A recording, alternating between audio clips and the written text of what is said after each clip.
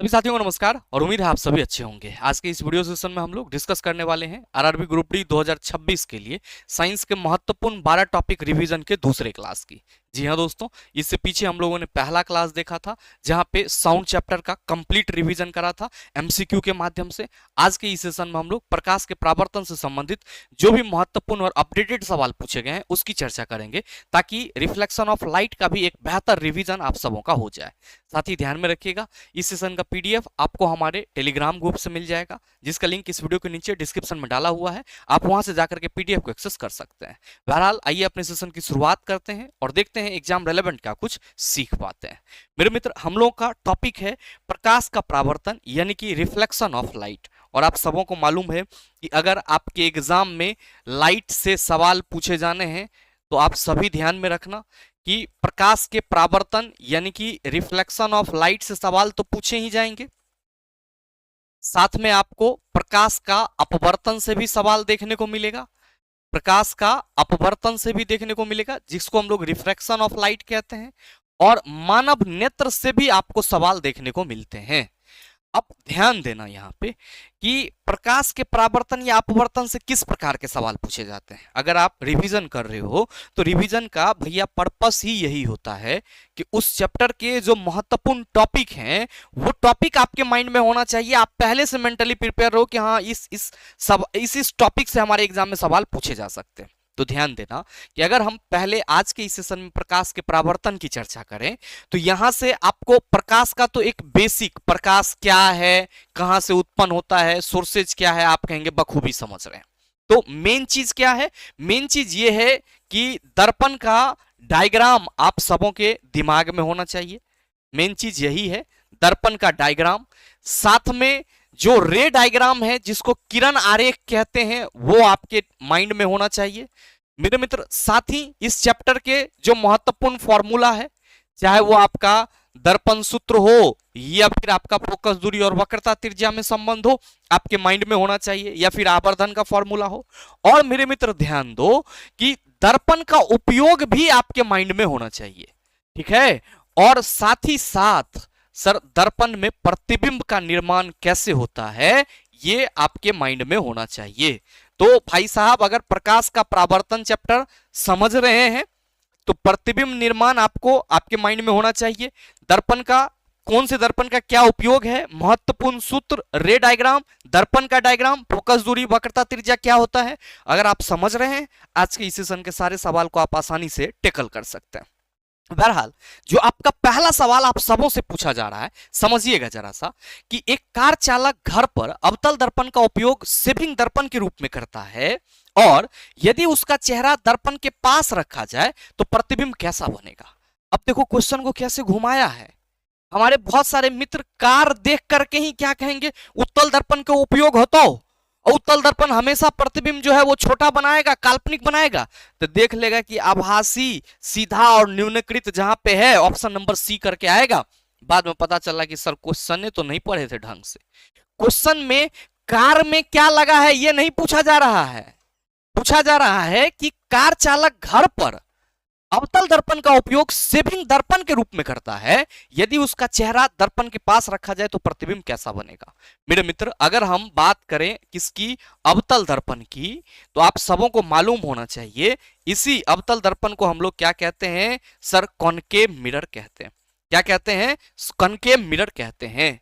अब मेरे मित्र याद रखो कि अवतल दर्पण जब भी इमेज बनाएगा तो ये कैसा बनाएगा सर, ये वास्तविक भी बनाता है, साथ में कैसा बनाता है सर, उल्टा प्रतिबिंब भी बनाता है, साथ में कैसा बनाता है सर, आप सभी कहते हैं सर प्रतिबिंब बड़ा भी बनाता है, छोटा भी बनाता है, और वस्तु के आकार का भी बनाता है, वस्तु के समान आकार का भी बनाता है, वस्तु के समान आकार का भी बनाता है। अब मेरे मित्र, वास्तविक, उल्टा, बड़ा, छोटा, वस्तु के समान आकार के साथ साथ अवतल दर्पण वस्तु का काल्पनिक प्रतिबिंब भी बना सकता है। और अगर काल्पनिक बनेगा तो सर सीधा भी होगा, और ध्यान रखना कि काल्पनिक सीधा और आवर्धित प्रतिबिंब बनाएगा।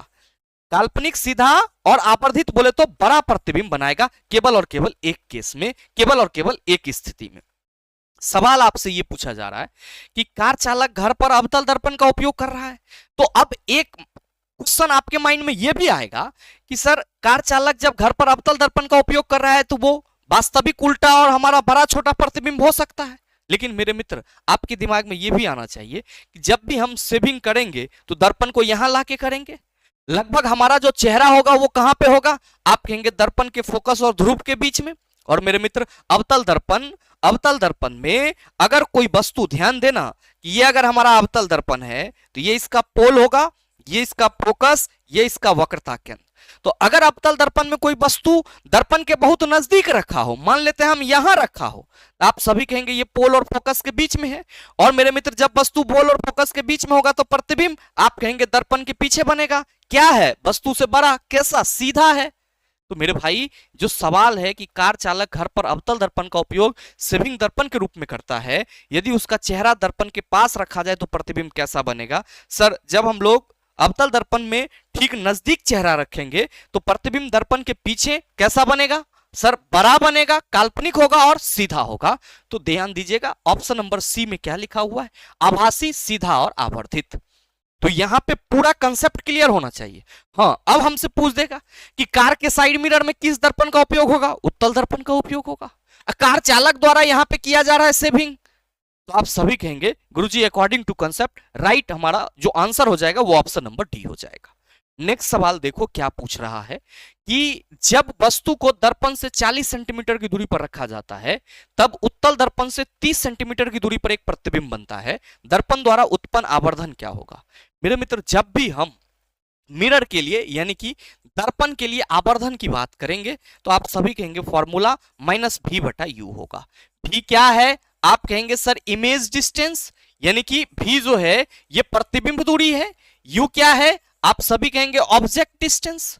क्या है, ऑब्जेक्ट डिस्टेंस। अब ध्यान दो कि उत्तल दर्पण की बात की जा रही है, उत्तल दर्पण ये है आपका, आप सभी कहेंगे गुरुजी इसका ये पोल होगा और ये इसका फोकस और ये इसका आप कहेंगे वक्रता केंद्र। वस्तु को दर्पण से 40 सेंटीमीटर की दूरी पर रखा जाता है, तो जब भी वस्तु रखा जाएगा तो आप सभी कहेंगे सर इस साइड होगा, और उत्तल दर्पण में जब भी प्रतिबिंब बनेगा तो आप कहेंगे गुरुजी इस साइड बनेगा। मतलब आप ये कह सकते हो कि जो हमारा ये उत्तल दर्पण है इसके सामने में वस्तु रखेंगे, प्रतिबिंब जब भी बनेगा दर्पण के पीछे बनेगा उत्तल दर्पण में। तो मेरे मित्र कहा जा रहा है कि वस्तु को दर्पण से 40 सेंटीमीटर की दूरी पर रखा जा रहा है। यहां पे वस्तु अगर है यहां पे, तो यहां से लेकर के यहां तक की दूरी आप सभी कहेंगे सर -40 हो जाएगा। -40 क्यों होगा गुरुजी, -40 इसलिए होगा क्योंकि अगर हम लोग चिन्ह परिपाटी के नियम से चलेंगे तो चिन्ह परिपाटी क्या कहता है, आपतित प्रकाश की दिशा में मापी गई सभी दूरी ऋणात्मक होती है। मेरे भाई ये आपका प्रकाश की किरण ऐसे आएगी, ये आपतित है और इसके विपरीत आप माप रहे हो तो आप कहेंगे आपतित प्रकाश के विपरीत दिशा में मापी गई दूरी ऋणात्मक। तो u हमारा -40 सेंटीमीटर।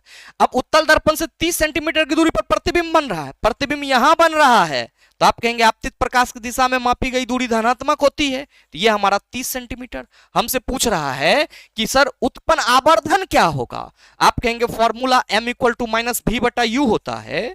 m = रहेगा ही रहेगा 30, क्योंकि ये पॉजिटिव ना निगेटिव, क्या कहिएगा प्रतिबिंब दूरी धनात्मक, प्रतिबिंब काल्पनिक बनेगा तो। और मेरे मित्र ये देखो कि आपका ये कैंसिल होगा और आप सभी कहेंगे गुरुजी इसको हम +3/4 कह सकते हैं, और बिना किसी कंफ्यूजन के सही उत्तर ऑप्शन नंबर बी हो जाएगा। अब आप कहेंगे कि गुरुजी तो आसानी से बन जाता है m = -v/u, थोड़ा मालूम है m = -v/u, लेकिन हमारे 50% ऐसे छात्र होंगे जो चिन्ह परिपाटी में आके फंस जाते होंगे।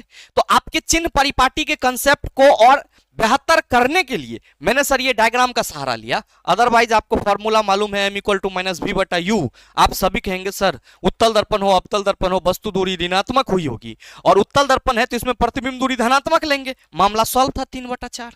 तो आपके कंसेप्ट को निखारने के लिए मेरे मित्र ये डायग्राम है, अदरवाइज आप डायरेक्टली भी सॉल्व कर सकते हैं। इस सवाल को देखो क्या कह रहा है कि एक अवतल दर्पण का आवर्धन 1 है, बिंब की स्थिति के बारे में निम्नलिखित में से कौन सा कथन सही है।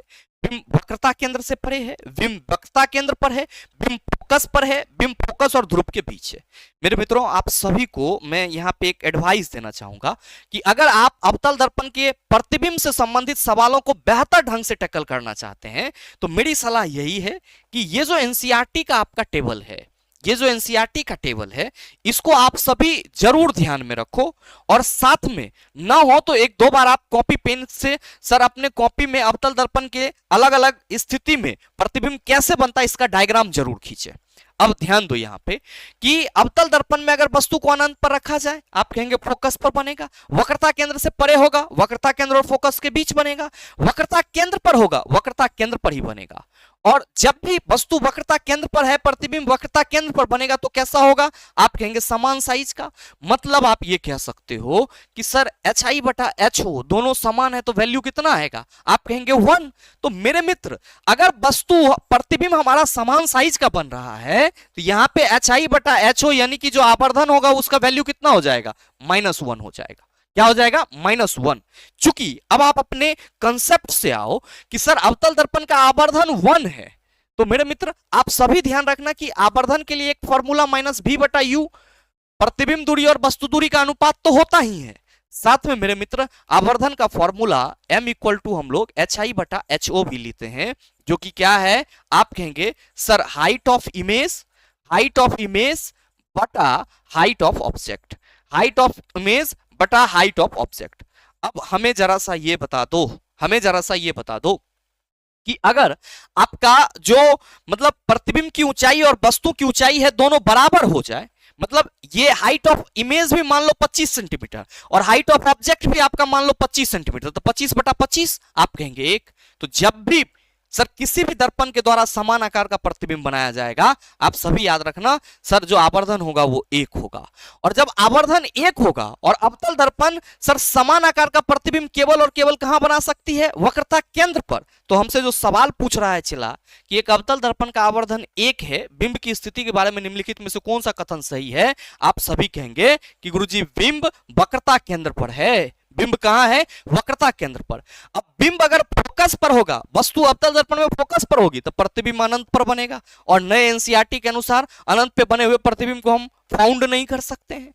अगर बिंब फोकस और ध्रुव के बीच होगा तो आपने पहले क्वेश्चन में देखा है कि प्रतिबिंब दर्पण के पीछे बनेगा, और कैसा होगा सर, काल्पनिक और सीधा होगा, बड़ा होगा। तो मेरे मित्र अवतल दर्पण से जो भी प्रतिबिंब का अलग अलग स्थिति है वो आप सभी के माइंड में जरूर होना चाहिए, और इसका डायग्राम अगर आप बनाना सीख जाते हैं तो चीजें और आपके लिए आसान हो जाएगा। इसमें बहुत कुछ है नहीं, बहुत सारे वीडियोस मैंने बताए हैं। संभव है कि मैं इस वीडियो के नीचे भी आपको इमेज फॉर्मेशन का जो वीडियो है उसका लिंक डाल दूंगा, आप देख लेना। अगर कोई समझ नहीं पा रहे हैं तो आसानी से समझ जाएंगे।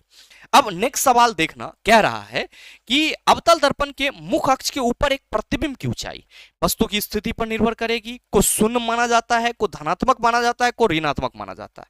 मेरे भाई जब भी आपको इस तरह के सवाल सॉल्व करने होंगे तो आपके माइंड में चिन्ह परिपाटी जरूर होना चाहिए। अब ध्यान दो कि चिन्ह परिपाटी के लिए बहुत ज्यादा मेहनत नहीं करना है चिल्ला, चिन्ह परिपाटी के लिए बहुत ज्यादा मेहनत नहीं करना है।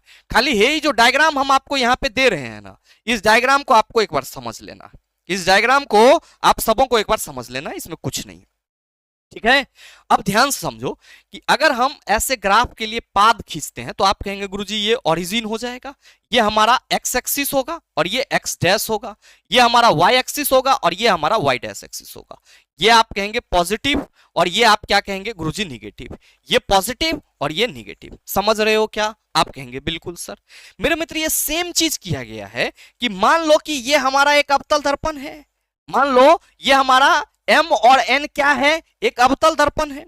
तो आप सभी कहेंगे कि गुरुजी अवतल दर्पण का ये मुख अक्ष हो जाएगा, अवतल दर्पण का क्या होगा, मुख अक्ष। अब ध्यान दो कि यहां पे ये अगर हमारा वस्तु है तो मेरे मित्र इससे जो प्रकाश की किरण जाएगी वो कैसे जाएगी, आप कहेंगे ध्रुव की ओर जाएगी। तो इसको आपतित प्रकाश की दिशा बोलते हैं। क्या बोलते हैं इसको, आपतित प्रकाश की दिशा। याद रखना इस आपतित प्रकाश की दिशा में जो भी दूरी होगा ना सब पॉजिटिव होगा।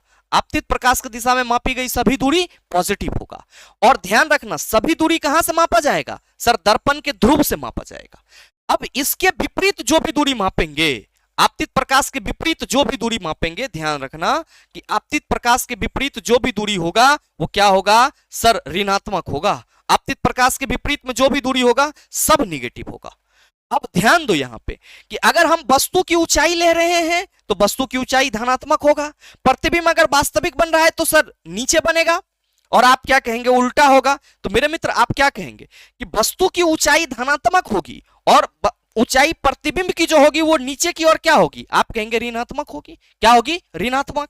और अगर हम अवतल दर्पण की बात करेंगे तो आप कहेंगे वस्तु को जब भी रखेंगे तो दर्पण के आगे रखेंगे।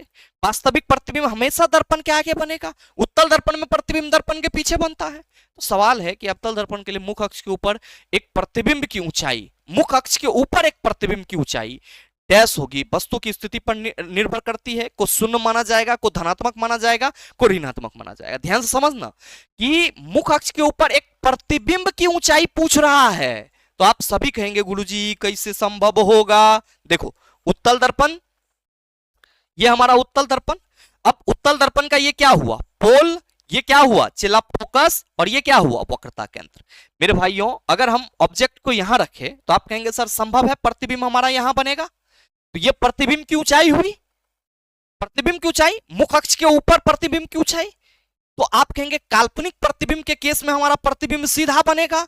और मेरे भाई जब प्रतिबिंब सीधा बनेगा तो आप सभी कहेंगे गुरुजी ये एक्स, ये हमारा वाई एक्सिस की ओर होगा, और वाई एक्सिस की ओर की जो दूरी होगी, वो ऊंचाई होगी, वो क्या होगी, धनात्मक होगी।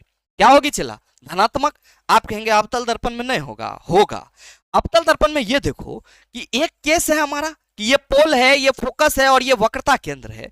वस्तु को अगर पोल और फोकस के बीच रखा जाए तो आप कहेंगे प्रतिबिंब सर दर्पण के पीछे बनेगा। और ये भी क्या होगा, आप कहेंगे सर जब मुख अक्ष के ऊपर प्रतिबिंब की ऊंचाई होगी तो हम धनात्मक लेंगे। क्या लेंगे, धनात्मक। मुख अक्ष के ऊपर की ऊंचाई धनात्मक, मुख अक्ष के नीचे की ओर की ऊंचाई आप कहेंगे ऋणात्मक। तो हमारा सही उत्तर आप कहिएगा ऑप्शन नंबर सी। पूरा कंसेप्ट आपका क्लियर होना चाहिए, थोड़ा भी आपका हर हर कचकच नहीं होना चाहिए मेरे मित्र। इसीलिए इतना मेहनत किया जा रहा है ताकि आपका चीजें बारीकी से रिकॉल हो पाए। ठीक है, चलो इस सवाल को देखो कैसे सॉल्व करोगे इसको। कि एक गोलाकार दर्पण की परावर्तक वक्र पृष्ठ के व्यास को डैश कहा जाता है। अब केवल इसको अपार्चर कहते हैं से हमारा कंसेप्ट क्लियर नहीं हो जाएगा मेरे मित्र। आपको यह ध्यान रखना होगा, अवतल दर्पण अगर हम कभी ड्रॉ करेंगे तो यह हमारा अवतल दर्पण का पोल होगा, जिसको P से रिप्रेजेंट करते हैं। यह हमारा फोकस होगा, और यह हमारा क्या होगा, वक्रता केंद्र होगा। मेरे मित्र याद रखना कि यहां पे जो हमारा PC है ये हमारा मुख अक्ष हो जाएगा। PC क्या होगा, मुख अक्ष हो जाएगा। अच्छा PC को हम वक्रता त्रिज्या भी कह सकते हैं, PC को हम वक्रता त्रिज्या भी कह सकते हैं, और इस वक्रता त्रिज्या को R से रिप्रेजेंट करते हैं। जो हमारा P से लेकर के F तक की दूरी होगी सर फोकस दूरी कहलाएगी। क्या कहलाएगी, फोकस दूरी, और इसको हम F से रिप्रेजेंट करते हैं। अब मेरे मित्र याद रखने वाली बात यह है कि P से F तक की जो दूरी होगी इसको हम लोग क्या कहेंगे, फोकस दूरी। क्या कहेंगे, फोकस दूरी। और P से लेकर के, पोल से लेकर के ये जो वक्रता केंद्र तक की दूरी है इसको हम लोग क्या कहते हैं, वक्रता त्रिज्या कहते हैं। तो मेरे मित्र गोलीय दर्पण जिस खोखले गोले का हिस्सा होता है उस गोले की वक्रता त्रिज्या क्या कहलाती है, सर गोलीय दर्पण की वक्रता त्रिज्या कहलाती है। गोलीय वक्रता त्रिज्या दर्पण का मुख्य भाग नहीं है, ये दर्पण का एक पार्ट नहीं है। ये बात हमेशा ध्यान में रखना कि sir radius of curvature is not the part of spherical mirror. गोलीय दर्पण का वक्रता त्रिज्या गोलीय दर्पण का हिस्सा नहीं है, ये उस गोले का हिस्सा है जिससे गोलीय दर्पण बना है। मेरे भाई ये हमारा गोला है, ठीक है। इस गोला को हम क्या कर रहे हैं सर, बीच से काट दिए, एकरा बाहर से रसदित कर दिए, एकरा अंदर से रसदित कर दिए। तो ये हमारा अवतल और ये हमारा उत्तल। अब इसकी कुछ ना कुछ रेडियस होगी ना, वही रेडियस इस दोनों गोलीय दर्पण की वक्रता त्रिज्या होगी। तो radius of curvature is not a part of sir spherical mirror. वक्रता त्रिज्या गोलीय दर्पण का भाग नहीं होता, ये ध्यान में रखेंगे। अब मेरे मित्र आप सभी ध्यान दो कि गोलाकार दर्पण की परावर्तक वक्र पृष्ठ के व्यास को क्या कहा जाता है, परावर्तक सतह तो ये होगा, ध्यान से समझना, परावर्तक सतह ये होगा। और मेरे भाई परावर्तक सतह का व्यास आपसे पूछ रहा है, परावर्तक सतह का व्यास। मान लो कि ये m है और ये n है, तो मेरे मित्र यहां से यहां तक की जो दूरी होगी, ये जो रेड कलर से मैंने आपको मार्कआउट किया है, इसको हम लोग क्या कहते हैं, द्वारक। और इसी को इंग्लिश में अपार्चर बोला जाता है। तो सवाल है कि गोलाकार दर्पण की परावर्तक वक्र पृष्ठ के व्यास को आप कहेंगे अपार्चर यानी कि ध्रुव कहेंगे, सॉरी अपार्चर यानी कि द्वारक कहेंगे। ध्रुव पोल क्या होता है, आप कहेंगे सर गोलीय दर्पण का मध्य बिंदु, गोलीय दर्पण के परावर्तक पृष्ठ का मध्य बिंदु सर गोलीय दर्पण का ध्रुव कहलाता है। सर इसका वैल्यू क्या है? इसका वैल्यू ये है कि जो भी दूरी चिन्ह परिपाटी के हिसाब से हम मेजर करेंगे वो दर्पण के ध्रुव से मेजर करेंगे, ये बात याद रखना। वक्रता की त्रिज्या आप सभी कहेंगे पीसी को वक्रता त्रिज्या कहते हैं और इसी को हम लोग आर से रिप्रेजेंट करते हैं। और याद रखना वक्रता त्रिज्या और फोकस दूरी में एक संबंध होता है चला क्या, कि फोकस दूरी वक्रता त्रिज्या की आधी होती है, फोकस दूरी वक्रता त्रिज्या की आधी होती है। और मेरे भाई आप ये कह सकते हो कि गुरुजी वक्रता त्रिज्या फोकस दूरी की दोगुनी होती है। तो दोनों भाषा में आपको याद रखना है कि गोलीय दर्पण की फोकस दूरी वक्रता त्रिज्या की आधी होती है और गोलीय दर्पण की वक्रता त्रिज्या फोकस दूरी की दोगुनी होती है। सेम चीज तू उत्तल दर्पण के साथ भी कर सकता है चला, ये हमारा पोल, ये फोकस, ये वक्रता केंद्र, ठीक है। चलो इस सवाल को देखो, कह रहा है कि एक अवतल दर्पण के ध्रुव और होगा, यहां पे गैर लिख दिया गया है। एक अवतल दर्पण के ध्रुव और वक्रता केंद्र के बीच की दूरी -50 सेंटीमीटर है। यदि इस दर्पण द्वारा उत्पन्न आवर्धन -1 है तो बिंब और प्रतिबिंब की दूरी क्रमशः क्या है? चला क्वेश्चन आपका ये है कि ये हमारा अवतल दर्पण है और इसका ये पोल है, ये फोकस और ये वक्रता केंद्र। क्वेश्चन में कहा जा रहा है ध्रुव और वक्रता केंद्र के बीच की दूरी पीसी की दूरी कितनी है? तो आपसे कहा जा रहा है -50 सेंटीमीटर। भाई मेरा यही क्या है आपका? आप कहेंगे वक्रता त्रिज्या है गुरुजी, अभी हम लोगों ने देखा है। कह रहे कि यदि इस दर्पण द्वारा उत्पन्न आवर्धन -1 है, अगर आवर्धन -1 है, आवर्धन 1 है, तो आप कहेंगे सर जी वस्तु जो है वो कहां है? वक्रता केंद्र पर है। और वस्तु अगर वक्रता केंद्र पर है तो प्रतिबिंब भी हमारा वक्रता केंद्र पर ही बनेगा। और इसी केस में हम क्या कहेंगे कि गुरुजी जो आवर्धन का वैल्यू होगा वो 1 होगा। अब ध्यान देना कि ध्रुव और वक्रता केंद्र के बीच की दूरी यानी कि वक्रता त्रिज्या आपका कितना दिया हुआ है? -50 सेंटीमीटर। कह रहा है कि बिंब और प्रतिबिंब की दूरी क्रमशः क्या है? चला जब वक्रता केंद्र पर वस्तु होगा तो प्रतिबिंब वक्रता केंद्र पर ही बनेगा। तो आप कहेंगे गुरुजी u इक्वल टू -50 सेंटीमीटर आपका वस्तु दूरी, अब प्रतिबिंब भी यही बन रहा है तो आप सभी कहेंगे v इक्वल टू -50 सेंटीमीटर। बोलो ना कहां आपको सॉल्व करने की जरूरत है? क्या कहोगे कि गुरुजी u -50 भी -50, काहे कि आवर्धन -1 है तो प्रतिबिंब वही बनेगा जहां वस्तु रखा हुआ है। तो सीधा सा उत्तर ऑप्शन नंबर बी हो जाएगा मेरे मित्र। चलेंगे अगले सवाल की तरफ। कह रहा है कि किसी अवतल दर्पण के ध्रुव और फोकस के बीच की दूरी 30 सेंटीमीटर है। इस दर्पण के ध्रुव से 40 सेंटीमीटर दूर स्थित स्क्रीन पर एक वास्तविक और उल्टा प्रतिबिंब बनता है। बिंब की दूरी कितनी है?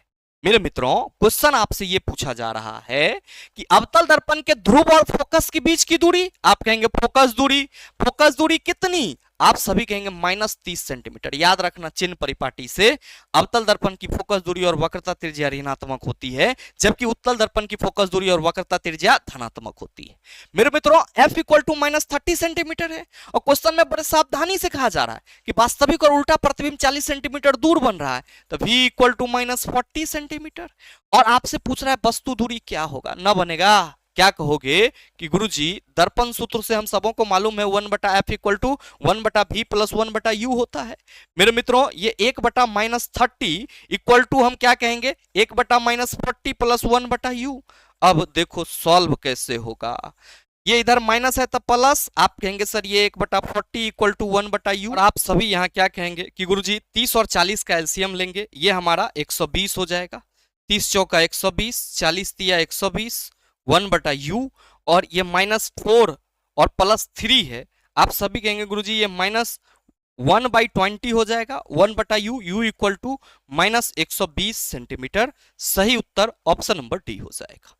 नेक्स्ट क्वेश्चन नंबर 8 आपसे पूछ रहा है कि गोलीय दर्पण के वक्रता केंद्र के बारे में निम्नलिखित में से कौन सा कथन सही नहीं है? ध्यान से समझना, क्वेश्चन है गोलीय दर्पण के वक्रता केंद्र के बारे में कौन सा कथन सही नहीं है। पहला है अवतल दर्पण के लिए यह दर्पण के पीछे स्थित होता है, आप कहेंगे गुरुजी बिल्कुल गलत है। हम लोगों ने अभी जस्ट डिस्कस करा है कि अवतल दर्पण की जो वक्रता केंद्र होगी आप सभी क्या कहेंगे? दर्पण के सामने होगी। और उत्तल दर्पण के लिए जो वक्रता केंद्र होगा वो क्या होगा? आप सभी कहेंगे दर्पण के पीछे होगा। अब मेरे मित्र आपका दूसरा स्टेटमेंट है कि यह दर्पण का हिस्सा नहीं होता है, यह बात बिल्कुल सही है, अभी जस्ट मैंने आपको बताया। कि गोलीय दर्पण की वक्रता त्रिज्या दर्पण का हिस्सा नहीं होता है। फिर है यह दर्पण की परावर्तक सतह के बाहर स्थित होता है, बिल्कुल आप कह सकते हो। उत्तल दर्पण के लिए यह दर्पण के पीछे स्थित होता है, यह भी बात बिल्कुल सत्य है। आपसे पूछा जा रहा है गोलीय दर्पण के वक्रता केंद्र के बारे में निम्नलिखित में से कौन सा कथन सत्य नहीं है। अवतल दर्पण के लिए यह दर्पण के पीछे होता है, सत्य नहीं है। सही आंसर ऑप्शन नंबर ए हो जाएगा। नेक्स्ट क्वेश्चन नंबर 9 आपसे पूछ रहा है निम्नलिखित में से कौन सा कथन गोलीय दर्पण के मुख अक्ष के संबंध में सत्य नहीं है। पहला है मुख अक्ष के समांतर एक किरण दर्पण से परावर्तन के पश्चात दर्पण के वक्रता केंद्र से होकर गुजरती है, बिल्कुल गलत है। हमेशा ध्यान रखना कि अगर हमारा दर्पण अवतल है, ठीक है, और ये इसका पोल और ये फोकस और ये वक्रता केंद्र है, तो कोई प्रकाश की किरण मुख अक्ष के समांतर आ रही है तो वो परावर्तन के बाद दर्पण के फोकस से होकर गुजरेगी। अगर दर्पण हमारा उत्तल है तो ये आप कहेंगे पोल होगा, ये फोकस और ये वक्रता केंद्र। कोई प्रकाश किरण मुख अक्ष के समांतर होगी तो ये मेरे मित्र परावर्तित होने के बाद आपको क्या लगेगा कि दर्पण के पीछे मुख फोकस से आ रही है।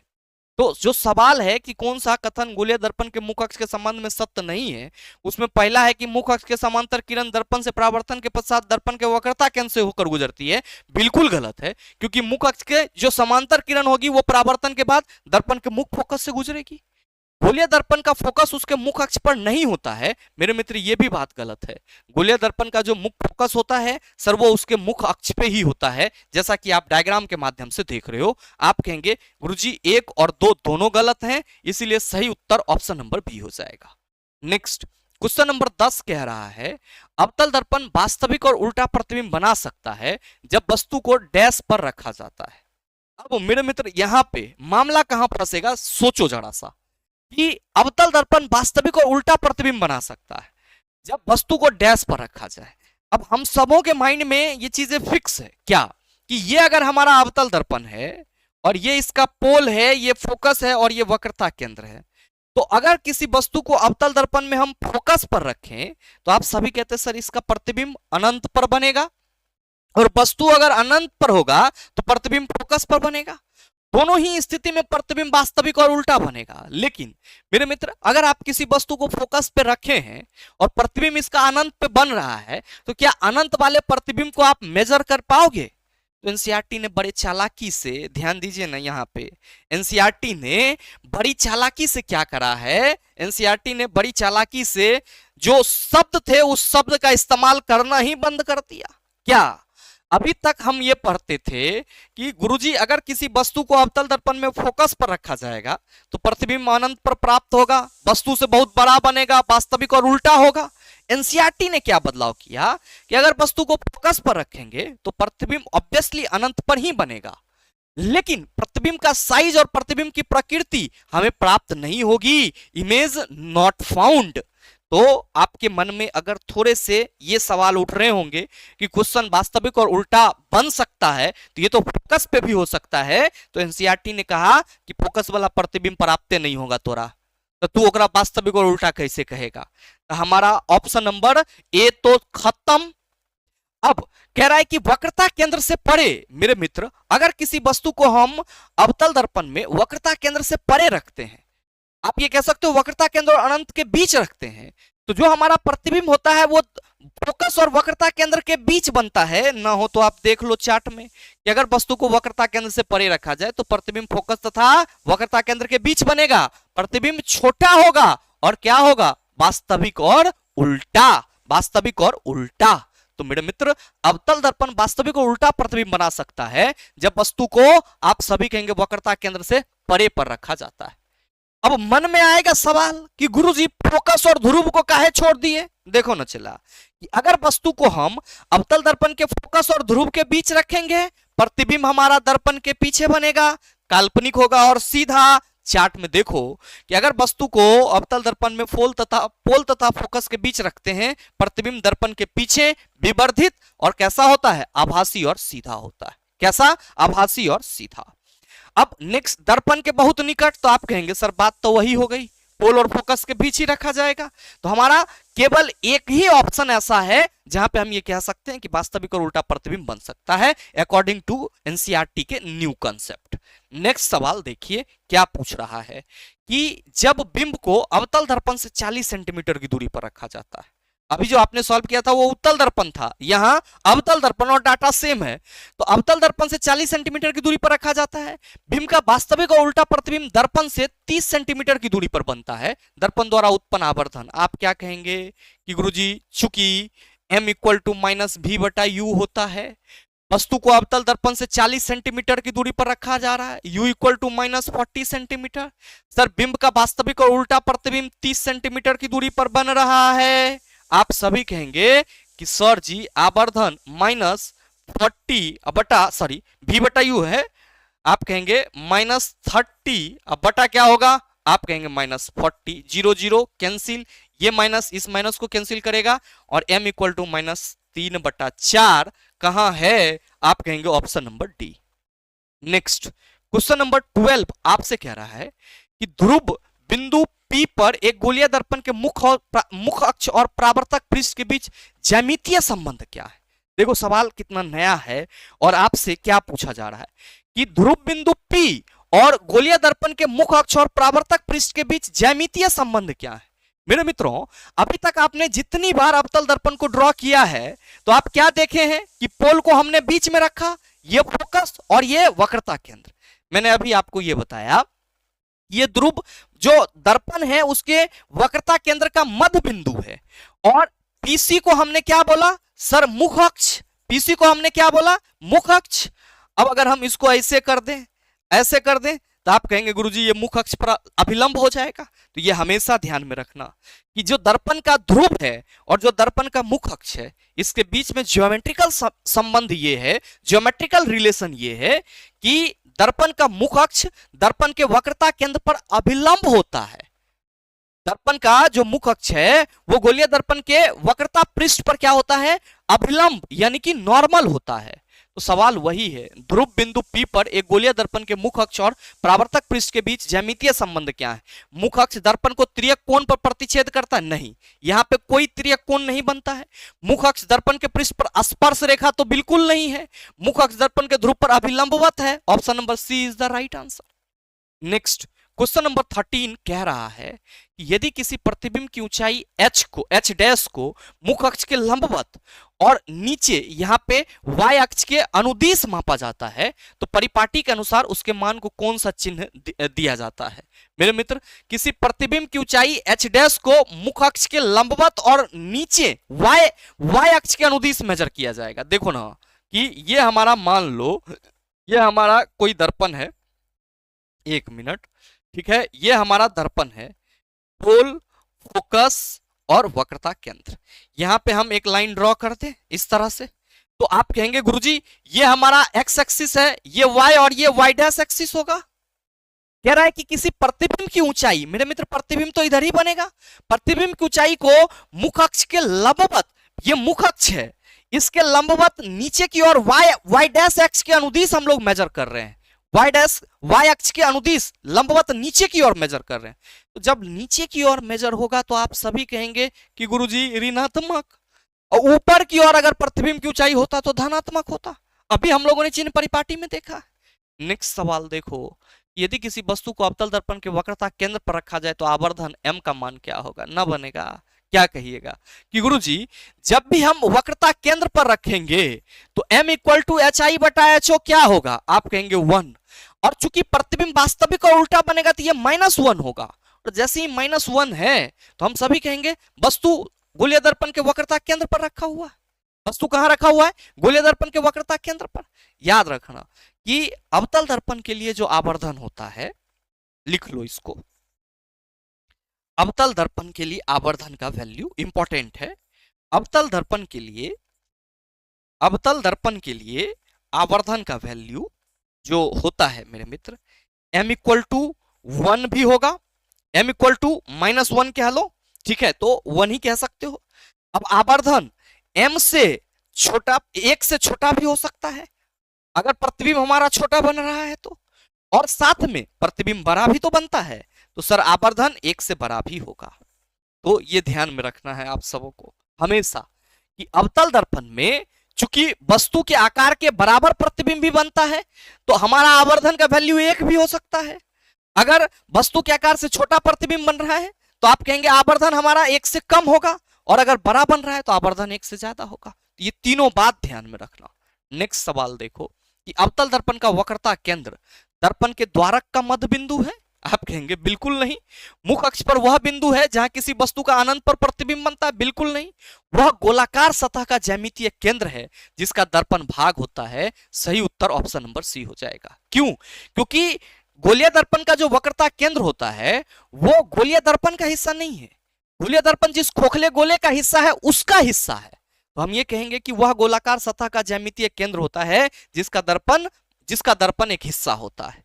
इस सवाल को देखो कि एक वस्तु को अवतल दर्पण के वक्रता केंद्र से परे रखा जाता है। वक्रता केंद्र से परे रखेंगे। अभी जस्ट आपने इसी सेशन में डिस्कस करा है। आप सभी कहेंगे प्रतिबिंब वास्तविक उल्टा और छोटा बनेगा। आभासी की तो बात ही नहीं करेंगे। वास्तविक उल्टा और समान आकार केवल वक्रता केंद्र पर होगा, वक्रता केंद्र से परे नहीं। बड़ा तो बनेगा नहीं, सीधा और वास्तविक उल्टा और छोटा। नेक्स्ट क्वेश्चन नंबर 17 है कि चिन्ह परिपाटी के अनुसार दर्पण द्वारा निर्मित सीधे प्रतिबिंब की ऊंचाई डैश रूप में ली जाएगी। सीधा, सीधा माने काल्पनिक। और आप सभी कहेंगे कि गुरुजी काल्पनिक प्रतिबिंब बन रहा है तो जो हमारा प्रतिबिंब की ऊंचाई होगी वो धनात्मक होगा। उल्टा बनेगा तब वास्तविक, और उस केस में हम लोग ऋणात्मक लेंगे। ये ध्यान में रखना। नेक्स्ट क्वेश्चन नंबर 18 कह रहा है उत्तल दर्पण हमेशा कैसा प्रतिबिंब बनाता है। याद रखना चला कि उत्तल दर्पण हमेशा वस्तु से छोटा प्रतिबिंब तो बनाता ही बनाता है, साथ ही सर ये काल्पनिक प्रतिबिंब बनाता है। काल्पनिक, सीधा और वस्तु से छोटा। तो आभासी, सीधा और न्यूनीकृत बिल्कुल सही है। वास्तविक की तो बात ही नहीं करेंगे। जहां भी वास्तविक दिखे मार दो गलती से, एकदम गलत है ये। आभासी, सीधा और वस्तु से बड़ा तो औकाते नहीं है उत्तल दर्पण का प्रतिबिंब बनाने का। वस्तु से बड़ा प्रतिबिंब बना ही नहीं सकता। क्या बनाएगा? जब भी बनाएगा छोटा प्रतिबिंब बनाएगा। नेक्स्ट क्वेश्चन नंबर 19 है कि जब किसी वस्तु को अवतल दर्पण के वक्रता केंद्र से परे रखा जाता है तो किस प्रकार का प्रतिबिंब बनता है। मेरे मित्र रिपीटेड सवाल है और इसीलिए कि आप इसको होमवर्क के रूप में अभी सेशन के चलते चलते कमेंट करके जरूर बताओ क्वेश्चन नंबर 19 का आंसर क्या होगा। नेक्स्ट क्वेश्चन नंबर 20 आपसे पूछ रहा है एक वस्तु को 25 सेंटीमीटर फोकस दूरी वाले अवतल दर्पण के सामने 35 सेंटीमीटर की दूरी पर रखा जाता है। दर्पण से कितनी दूरी पर प्रतिबिंब बनेगा? ना बनेगा। क्या कहिएगा कि सर वस्तु को 25 सेंटीमीटर वाले फोकस दूरी वाले अवतल दर्पण तो F इक्वल टू -25 सेंटीमीटर दर्पण के सामने रखा जा रहा है। दर्पण के सामने 35 सेंटीमीटर की दूरी पर रखा जा रहा है। तो कह रहा है कि प्रतिबिंब कितना दूरी पर बनेगा। 1/F equal to 1/V plus 1/U 1/-25 equal to 1/V और ये आपका -35। ये प्लस माइनस माइनस होगा, है ना? आएगा तो आप कहिएगा प्लस से हो जाएगा। 1/25 प्लस माइनस माइनस इधर आया तो 1/35। 1/25 और 1/35 इक्वल टू 1/V हो जाएगा।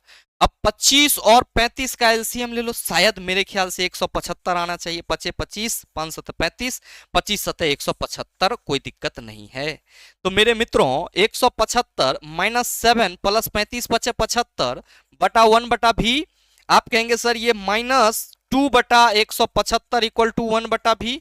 कैंसिल कर दो। 87.5 V equal to 87.5 centimetre minus लगा देना। माइनस है यहाँ पे तो आप कहेंगे ऑप्शन नंबर बी हो जाएगा। चला अगर ऐसे सवाल पे आपका लगातार प्रैक्टिस है तो ये सब सवाल परेशान नहीं करते हैं छात्रों को, ये मेरा गारंटी है। नेक्स्ट क्वेश्चन नंबर 21 देखो क्या कह रहा है कि अवतल दर्पण का मुख्य फोकस वह बिंदु है जहां मुख्य अक्ष के समांतर किरणें परावर्तन के बाद अपसरित होती है। अब ध्यान देना यहाँ पे कि अवतल दर्पण में आप देखोगे कि जो भी प्रकाश की किरण मुख्य अक्ष के समांतर आएगी वो परावर्तित होकर कहां से गुजरती है? फोकस से होकर गुजरती है। परावर्तित होकर कहां से गुजरती है? फोकस। तो ये एक बिंदु पर अभिसरित करती है, मतलब केंद्रित करती है। और इसीलिए भाई साहब अवतल दर्पण को हम लोग क्या कहते हैं? अभिसारी दर्पण। अवतल दर्पण को क्या कहते हैं? याद रखना, अभिसारी दर्पण। क्यों? क्योंकि सर ये मुख्य अक्ष के समांतर आ रही प्रकाश किरणों को एक बिंदु पर केंद्रित करती है। जबकि मेरे मित्र उत्तल दर्पण जो होता है अगर इसमें कोई प्रकाश की किरण मुख्य अक्ष के समांतर है, जैसे मान लो कि ये प्रकाश किरण मुख्य अक्ष के समांतर है तो ये ऐसे गया, परावर्तन इसका ऐसे हुआ। अब ये आया, परावर्तन इसका सर ये ऐसे जा रहा है, परावर्तन इसका ये हुआ। फोकस से प्रतीत हो रहा है, फोकस से प्रतीत हो रहा है, ये अपसरित कर रहा है। तो मेरे भाई उत्तल दर्पण को हम लोग अपसारी दर्पण कहते हैं। उत्तल दर्पण को क्या कहते हैं? अपसारी दर्पण। तो सवाल है कि अवतल दर्पण का मुख्य फोकस वह बिंदु है जहां मुख्य अक्ष के समांतर किरणें परावर्तन के बाद अपसरित होती है। आप कहेंगे गुरुजी ये चीज हमको उत्तल दर्पण में देखने को मिलेगा, मुख्य अक्ष के समांतर किरणें परावर्तन के बाद अपसरित होती है। सही उत्तर ऑप्शन नंबर बी हो जाएगा। नेक्स्ट क्वेश्चन नंबर 22 देखो क्या कह रहा है कि प्रकाश की किरण किसी समतल दर्पण पर अभिलंब से 30 डिग्री के कोण पर टकराती है। आपतित किरण और परावर्तित किरण के बीच का कोण कितना होगा? अब बहुत सारे छात्र यहाँ पे एकदम सोच में पड़ जाएंगे कि गुरुजी ये क्या बवाल है। मेरे मित्र ध्यान से समझो, ये हमारा कोई समतल दर्पण है, ये हमारा मान लो कि कोई समतल दर्पण है, ठीक है, इसका ये पार्ट रजदित कर दिया हमने, ठीक। अब इस पे ये अभिलंब होगा, इसको एन नॉर्मल बोलते हैं। अब आप सबों को मालूम है कि इसके परावर्तक सतह पर जो ये आपका अभिलंब है ये क्या है? 90 डिग्री। यानी कि आप कहोगे कि गुरुजी ये जो हमारा अभिलंब है ये इस परावर्तक सतह पर 90 डिग्री के कोण पर है। क्वेश्चन में है कि प्रकाश किरण किसी समतल दर्पण पर अभिलंब से 30 डिग्री के कोण पर टकराती है। कोई मेरे मित्र आपतित किरण है, ये अभिलंब के साथ इस एंगल में सर कितना डिग्री से टकरा रही है? 30 डिग्री के साथ टकरा रही है। तो आप सभी कहेंगे कि गुरुजी ये पूरा हमारा 90 डिग्री होगा, ये पूरा कितना होगा? आप कहेंगे 90 डिग्री। लेकिन 30 डिग्री में ये क्या हो रही है सर? कह रहा है कि प्रकाश किरण किसी समतल दर्पण पर अभिलंब से 30 डिग्री के कोण पर टकराती है। तो मेरे मित्र ये अभिलंब से परावर्तक सतह और अभिलंब से जो टकरा रही है उसमें 30 डिग्री के कोण पर, जब ये परावर्तित होगी तो इस तरीके से होगी। और आप कहेंगे कि सर यहां पे जो हमारा आपतन कोण होगा, यहां पे जो हमारा आपतन कोण होगा आई, वो कितना होगा? आप कहेंगे सर 90 डिग्री पूरा था, 30 डिग्री यही हो गया, तो आई हमारा कितना? आप कहेंगे 60 डिग्री। और परावर्तन के नियम से एंगल आई एंगल आर बराबर होता है। आप सभी कहेंगे कि सर आपतन कोण आपतित किरण और अभिलंब के बीच का कोण होगा, परावर्तन कोण परावर्तित किरण और अभिलंब के बीच का कोण। तो आप सभी कहेंगे आपतन कोण अगर 60 डिग्री है तो परावर्तन कोण भी 60 डिग्री होगा, इसीलिए सही उत्तर ऑप्शन नंबर ए होगा। नेक्स्ट क्वेश्चन नंबर 23 कह रहा है उत्तल दर्पण का वक्रता केंद्र कहां स्थित होता है? क्या कहिएगा कि गुरुजी हे ही है वो उत्तल दर्पण, ये पोल फोकस वक्रता केंद्र दर्पण के पीछे। सही उत्तर ऑप्शन नंबर डी हो जाएगा। नेक्स्ट क्वेश्चन नंबर 24 कि जब वस्तु मुख्य फोकस और ध्रुव के बीच रखी जाती है, ध्यान से समझना, मुख्य फोकस और ध्रुव के बीच, तो अवतल दर्पण द्वारा बनने वाले प्रतिबिंब के प्रकृति के संबंध में निम्नलिखित में से कौन सा कथन सत्य है? ये देखो कि ये हमारा पोल हो गया, ये फोकस और ये वक्रता केंद्र। वस्तु को यहां रखे, एक प्रकाश किरण मुख्य अक्ष के समांतर जाएगी, सर जी फोकस से होकर गुजरेगी, दूसरी वक्रता केंद्र के अनुदिश, दोनों को हम पीछे मिलाएंगे और आप क्या कहेंगे गुरुजी ये प्रतिबिंब हमारा क्या होगा? आभासी, सीधा और वस्तु से बड़ा। तो आभासी, सीधा और आवर्धित। सही उत्तर ऑप्शन नंबर ए हो जाएगा। नेक्स्ट क्वेश्चन नंबर 25 कि जब किसी वस्तु को अवतल दर्पण के सामने वक्रता केंद्र से परे रखा जाता है तो किस प्रकार का प्रतिबिंब प्राप्त होता है? अब माइंड में सेट हो गया गुरुजी ये क्वेश्चन रिपीट क्यों हो रहा है? इसके लैंग्वेज की वजह से। देखो आपको यह मालूम है कि वक्रता केंद्र से परे रखा जाएगा तो प्रतिबिंब वास्तविक उल्टा और छोटा बनेगा, और छोटा को हम लोग क्या कह सकते हैं? न्यूनीकृत कह सकते हैं। तो मेरे मित्र समान आकार और वास्तविक और सीधा नहीं होगा, आवर्धित आभासी और सीधा नहीं, अत्यधिक आवर्धित और आभासी नहीं। आप क्या कहेंगे गुरुजी? न्यूनीकृत, वास्तविक और उल्टा। ये न्यूनीकृत शब्द को लेकर के मैंने इस क्वेश्चन को यहां पे फिर से डाला कि आप कंफ्यूज ना हो, आपका माइंड सीधे एकदम सवाल पे पहुंचे। नेक्स्ट क्वेश्चन नंबर 26 कह रहा है उत्तल दर्पण का उपयोग सामान्यतः वाहनों में पथ दर्पण के रूप में किया जाता है, क्यों किया जाता है? आप सभी कहेंगे कि एक तो उत्तल दर्पण वस्तु का छोटा प्रतिबिंब बनाता है और साथ ही इसका जो देखने का व्यापक दृश्य होता है वो क्या होता है? बड़ा होता है। मतलब आप ये कह सकते हो कि इसका जो वाइड फील्ड व्यू है वो बहुत बड़ा होता है, इसीलिए मेरे मित्र ये बहुत छोटे जगह में आपको पीछे का पूरा व्यू दे देता है। आप सभी कहेंगे तब तो सीधा सा उत्तर ऑप्शन नंबर ए हो जाएगा, व्यापक दृश्य क्षेत्र बनाता है, इसीलिए हम लोग उत्तल दर्पण का उपयोग सर वाहनों के पथ दर्पण के रूप में करते हैं। सर इसी उत्तल दर्पण का उपयोग कहां पे किया जाता है? स्ट्रीट लाइट में। कहां पे? स्ट्रीट लाइट में प्रकाश किरणों को बिखेरने में, ये ध्यान रखना। इस सवाल को देखो, अवतल दर्पण में मुख्य फोकस की ओर निर्देशित प्रकाश की किरण परावर्तन के बाद, मुख्य फोकस की ओर निर्देशित, अभी तक आप ये पढ़े कि सर मुख्य अक्ष के समांतर अगर किरण आएगी, मुख्य अक्ष के समांतर आएगी तो ये जहां से परावर्तित होगी वो फोकस होगा। अब क्वेश्चन आपसे ये पूछ रहा है कि अवतल दर्पण में मुख्य फोकस की ओर निर्देशित, ये हमारा पोल, ये फोकस और ये वक्रता केंद्र, अगर कोई प्रकाश किरण फोकस की दिशा में ऐसे आए तो आप सभी क्या कहेंगे कि गुरुजी ये इस तरीके से, हम अगर फोकस के अनुदिश आएगी तो सर ये मुख्य अक्ष के समांतर जाएगी, फोकस के अनुदिश आएगी तो मुख्य अक्ष के समांतर जाएगी। तो आपसे सवाल वही है, अवतल दर्पण में मुख्य फोकस की ओर निर्देशित प्रकाश की किरण परावर्तन के बाद अक्ष से अपसरित होगी, वक्रता केंद्र से होकर गुजरेगी, अपना पथ पुनः प्राप्त करेगी, मुख्य अक्ष के समांतर हो जाएगी। आप कहेंगे मुख्य अक्ष के समांतर हो जाएगी। इस सवाल को देखो कि जब किसी वस्तु को अवतल दर्पण के ध्रुव और फोकस के बीच रखा जाता है तो किस प्रकार का प्रतिबिंब बनेगा। मेरे मित्र, इस सवाल का भी उत्तर आप सभी होमवर्क के रूप में ही देंगे, अभी जस्ट हम लोगों ने डिस्कस करा है। नेक्स्ट क्वेश्चन नंबर 29 है कि एक बिंब को 15 सेंटीमीटर फोकस दूरी वाले अवतल दर्पण के सामने 30 सेंटीमीटर की दूरी पर रखा जाता है, प्रतिबिंब दूरी कितनी होगी। आसान सा सवाल है, आसान सा सवाल है। कह रहा है कि बिंब को 15 सेंटीमीटर फोकस दूरी वाले अवतल दर्पण के सामने 30 सेंटीमीटर की दूरी पर रखी जा रही है। मेरे मित्र, फोकस दूरी 15 सेंटीमीटर है और 30 सेंटीमीटर की दूरी पर रख रहा है, तो फोकस दूरी की दोगुनी दूरी पर वक्रता त्रिज्या। देखो ना यहाँ पे कि ये हमारा पोल, ये फोकस और ये वक्रता केंद्र, ये जब P से लेकर के F तक 15 सेंटीमीटर है, तो भाई साहब ये P से लेकर के वक्रता केंद्र तक 30 सेंटीमीटर, और जब वस्तु वक्रता केंद्र पर होगी प्रतिबिंब वक्रता केंद्र पर ही बनेगा। तो हमको तो कोई जरूरत ही नहीं है कैलकुलेशन का, सीधे कहेंगे सर अगर 15 सेंटीमीटर फोकस दूरी है और वस्तु 30 सेंटीमीटर की दूरी पर रखा हुआ है तो फोकस दूरी की दोगुना दूरी वक्रता केंद्र होता है, प्रतिबिंब वही बनेगा। मेरे मित्र, सही उत्तर ऑप्शन नंबर ए हो जाएगा। लास्ट सवाल आपके सामने है कि दिए गए कथनों को पढ़े और सबसे उपयुक्त विकल्प चुने। दर्पण सूत्र अवतल और उत्तल दोनों दर्पण पर लागू होता है बशर्ते चिन्ह परिपाटी का पालन किया जाए, बिल्कुल सही है। दर्पण सूत्र की वैधता वस्तु के आकार पर निर्भर करती है, कभी नहीं।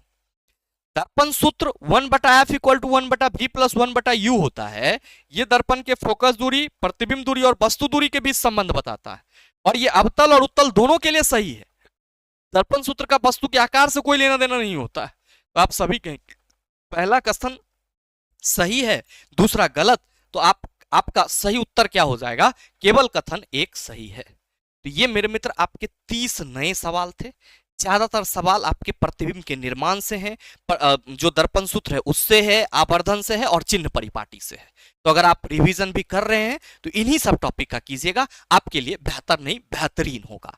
बाकी उम्मीद करेंगे इस 30 सवाल को आप आसानी से समझ पाए होंगे। साथ ही साथ उम्मीद ये भी करेंगे कि वीडियो आप सबको अच्छा लगा होगा। अगर अच्छा लगा तो लाइक कीजिएगा, ज्यादा से ज्यादा अपने दोस्तों के साथ शेयर कीजिएगा, और चैनल पर नए हैं तो सब्सक्राइब करके बेल आइकन जरूर दबा लेना, ताकि इस तरह के एग्जाम रेलेवेंट वीडियो का नोटिफिकेशन सबसे पहले आपके पास पहुंचे और आप उसको सबसे पहले देख पाओ। मिलते हैं फिर अगले सेशन में, तब तक के लिए best of luck. Thank you, have a nice day.